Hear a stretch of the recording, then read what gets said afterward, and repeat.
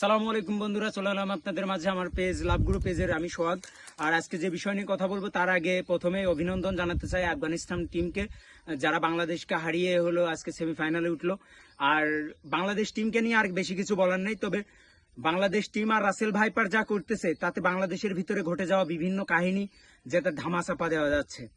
যেমন এর আগে বেনজির আহমেদ যে কাহিনী ঘটাইছে, তারপরে এখন ইন্ডিয়ার সাথে যে বাংলাদেশের রেল চুক্তি হচ্ছে, বাংলাদেশের মধ্য দিয়ে কিভাবে রেল যায় এটা আমাদের মাথায় ঢোকে না। কারণ আমরা একটা স্বাধীন দেশ, সেই স্বাধীন দেশের ভিতরে কিভাবে একটা ট্রেন দিয়ে আমরা ত্রিপুরাকে ইন্ডিয়ার সাথে কানেক্ট করব।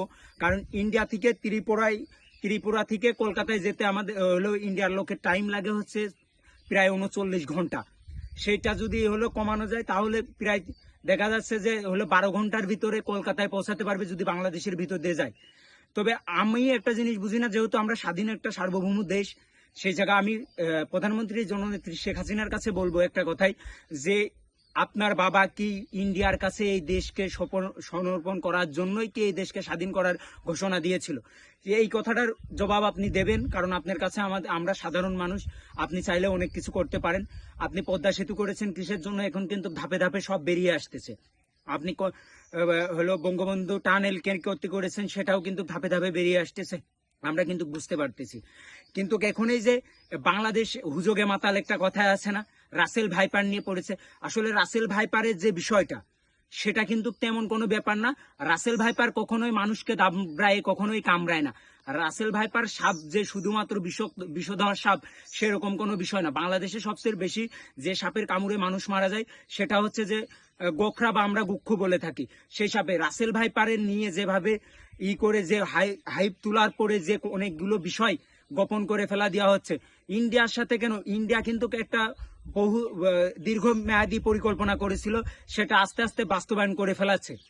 যে তারা চাইছে অখণ্ড ভারত পুনর্গঠন করবে, সেটার দিকে অনেকটা এগিয়ে যাচ্ছে। যদি এই রেল প্রকল্পটা হয়ে যায় তাহলে কিন্তু অখণ্ড ভারতের যে প্রকল্পটা তারা হাতে নিয়েছিল সেটা বাস্তবায়ন হয়ে যাবে। আমি সবার কাছে অনুরোধ করব, যারা আছে জ্ঞানী মানুষ, যারা আমাদের মতন মূর্খ মানুষের কথা অনেকেই বিশ্বাস করে না, শুনতে চায় না। কারণ হচ্ছে যে জ্ঞানী মানুষরা এখন মুক্তিযোদ্ধারা তারা কোথায়? তারা কি ভাতা পেয়ে এখন কি নিশ্চুপ হয়ে যাবে? টাকা পাইলেই কি তারা নিশ্চুপ হয়ে যাবে? তারা তো এই দেশের জন্য, তাদের এই ভাতার জন্য তারা কিন্তু এই দেশকে স্বাধীন করে নাই। তাহলে কেন আজকে আবার সেই গুলামির কাছে আমরা ফিরে যাব? পাকিস্তানের সাথেই কি তাহলে থাকা আমাদের ভালো ছিল না? যদি ইন্ডিয়ার কাছে আমাদের থাকতে হয় তাহলে কেন আমাদের মুক্তিযোদ্ধা 30 লক্ষ মানুষের যে রক্তপাত হওয়ার পরে যে আমরা স্বাধীনতা পেয়েছি, সার্বভৌমত্ব পেয়েছি, সেই সার্বভৌমত্ব কেন আজকে রক্ষা করতে আমরা পারতেছি না? আমরা কেন ব্যর্থ হয়েছি? আমার একটা আহ্বান, যে আপনারা কিভাবে মাথায় কমন সেন্স থাকলে পারে কখনো একটা দেশের মাঝখান দিয়ে কখনো রেল লাইন হয়ে অন্য দেশে কানেক্ট করতে পারে না। এটা কখনো বোধে যাদের বোধে আছে, আপনি যদি রাজনৈতিক সদিচ্ছা আপনার ভিতর থেকে থাকে তাহলে কখনোই আপনি এই কাজটা করবেন না আমার মনে হয়। কিন্তু আপনি যখন রাজনৈতিক সদিচ্ছা ভুলে যাবেন, আপনার যখন চিন্তাধারা থাকবে যে আপনার ক্ষমতায় থাকতে হবে, আপনাকে অন্য দেশের কাছে দেশকে বিক্রি করে দিয়ে হলেও হবে, সেই সময় আপনার কিন্তু এই কথাটা মাথায় আসবে যে দেশের যা হয়ে যায় যাক, দেশের মানুষের যা হয়ে যায় যাক। আমরা এটা যে পদ্মা সেতুটা করা হয়েছে সেটা ইন্ডিয়ার আগ্রাকে একত্রিত করার জন্য কিন্তু এটাকে এক করা হয়েছে। এই পদ্মা সেতুটা করা হয়েছে। পদ্মা সেতু এখন অনেক তথ্য কিন্তু উঠে আসতেছে। কলকাতার আমি একটা নিউজে পেয়েছি যে তারা বলেছে আগ্রাকে মিলানোর জন্যই কিন্তু এই পদ্মা সেতুটাকে বানানো হয়েছে। আর পদ্মা সেতুর সমস্ত টাকা, যে টাকাটা আপনারা বলেন যে টাকাটা আপনারা নিজেই অর্থায়ন করেছেন, এটা কিন্তু সম্পূর্ণ মিথ্যা কথা। এটা কিন্তু ইন্ডিয়ার টাকাতে হয়েছে।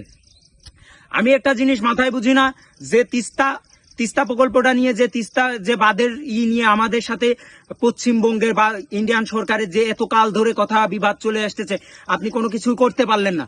তাহলে আপনি কিভাবে ইন্ডিয়ায় যায় সেই জিনিসটা আপনি হলো সই করে দিয়েছেন যে বাংলাদেশের মাঝখান দিয়ে হলো ইন্ডিয়ার হলো ত্রিপুরার সাথে লাইন হবে?